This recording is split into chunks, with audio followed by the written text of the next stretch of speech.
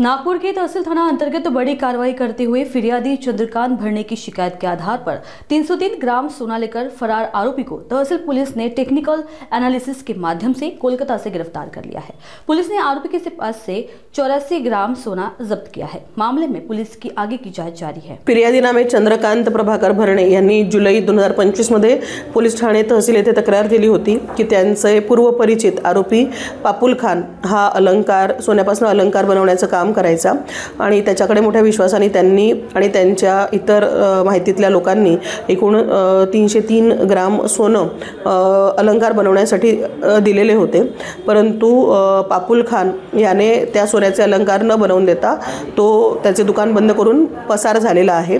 दिलेल्या फिर्यादीचा तपास आम्ही करत होतो। पापुल खान हा बरेच दिवस त्याचे मोबाईल आणि बंद करून होता, त्याच्या राहत्या ठिकाणांवर नव्हता।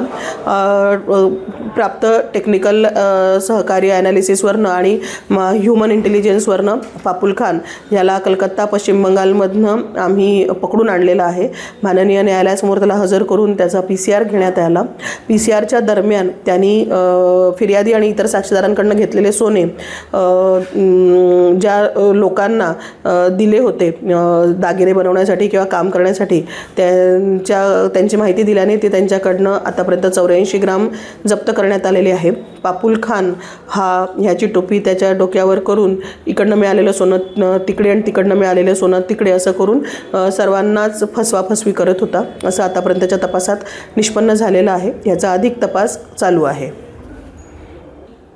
सदरील तपास हा आमच्या पोलीस स्टेशनचे पीएसआय शिरसाट आणि त्यांच्यासह head constable Sachin Aswar, head constable Nitin Mishra, police constable Pinky Yadav यांच्या पथकाने केलेली आहे। त्यांना टेक्निकल सहकार्य महेंद्र क्षीरसागर यांनी केलेला आहे आणि संपूर्ण तपास हा माननीय सीपी सर, माननीय जॉइंट सीपी सर, माननीय ॲडिशनल सीपी सर, माननीय डीसीपी मदने सर, माननीय एसीपी मोरे मॅडम यांच्या मार्गदर्शनात आम्ही केलेला आहे।